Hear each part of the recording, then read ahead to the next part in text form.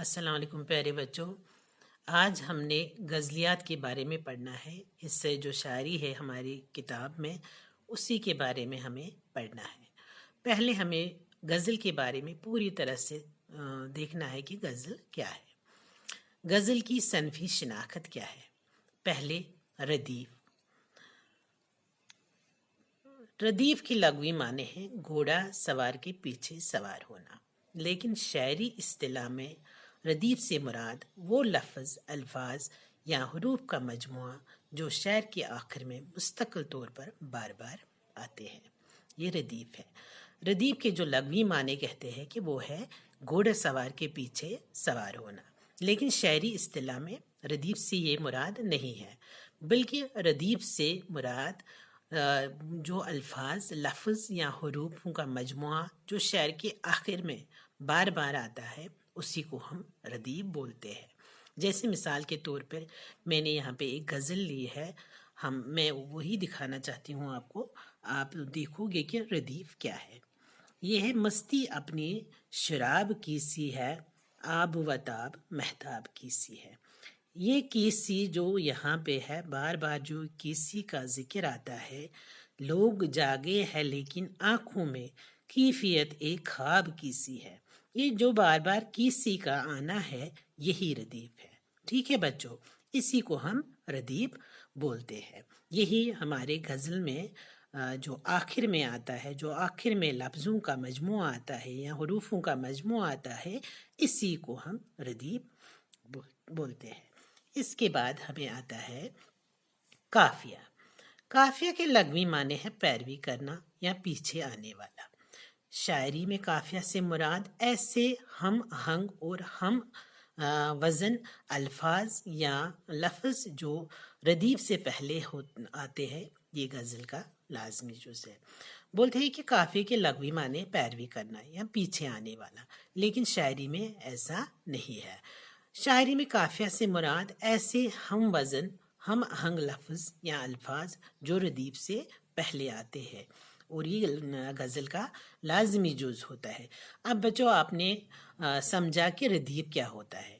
ردیف وہ حروف یا الفاظ ہوتے ہیں جو شعر کے آخر میں آتے ہیں. اب جو ردیف سے پہلے آتے ہیں اسی کو ہم قافیہ بولتے ہیں، مگر جو ہم وزن ہوں گے، ہم آہنگ لفظ ہوں گے، ایک جیسے نہیں ہوں گے، لیکن ان کا جو وزن ہوگا وہ ایک جیسا ہوگا اور ان کی جو آواز ہوگی وہ ایک جیسی ہوگی. مطلب ایک جیسا ضروری نہیں ہونا چاہیے. جیسے کہ ہم اس شعر میں دیکھیں گے: مستی اپنی شراب کی سی ہے، آب و تاب آفتاب کی سی ہے. یہ جو شراب اور آفتاب، ان کا جو وزن بالکل ایک جیسا ہے، ہم آہنگ ہے، ہم وزن ہے، لیکن مطلب ان کا جدا گانا ہے، الگ الگ مطلب ہے. لیکن یہ جو وزن میں ایک جیسے ہے اور ہم آہنگ لفظ ہے اور اس ردیف سے پہلے آتے ہیں، اسی کو ہم قافیہ بولتے ہیں. ٹھیک ہے بچوں، سمجھ لیا آپ نے کہ ردیف کس کو بولتے ہیں اور قافیہ کیا ہے. ٹھیک ہے، اس کے بعد ہمیں آتا ہے مطلع. مطلع کی لغوی معنی ہے طلوع ہونے کی جگہ، لیکن شاعری میں غزل یا قصیدے کے پہلے شعر کو مطلع کہا جاتا ہے. اس کے لیے شرط یہ ہے کہ اس کے دونوں مصرے ہم قافیہ اور ہم ردیف ہو.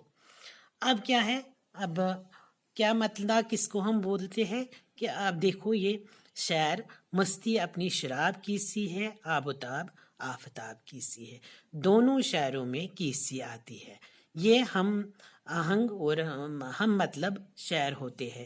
لغوی معنی اس کے جو مطلع کے ہے طلوع ہونے کے، لیکن شاعری میں قصیدے کے پہلے شعر کو مطلع کہتے ہیں. اس کے لیے شرط یہ ہے کہ اس کے دونوں مصرے ہم قافیہ اور ہم ردیف ہو. یہ جو شعر کے پہلے دو مصرے ہوتے ہیں، ان کا ہم قافیہ اور ہم ردیف ہونا ضروری ہے. اسی کو ہم مطلع بولتے ہیں. جیسے کہ اس شعر میں مستی اپنی شراب کی سی ہے، آب و تاب آفتاب کی سی ہے. یہ دونوں شعر جو اس میں آتے ہیں یہ ہم قافیہ اور ہم ردیف ہے.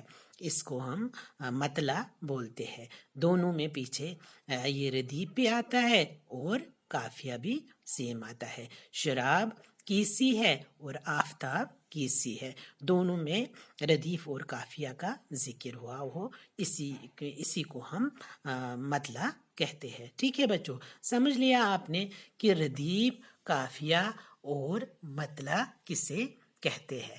یہ ہم نے آج غزل کی جو صنفی شناخت ہے اسی کے بارے میں کچھ سمجھا ہے، کچھ سمجھنے کی کوشش کی ہے. اس کے بعد ہم غزل باقاعدہ پڑھیں گی کہ غزل کیا ہے.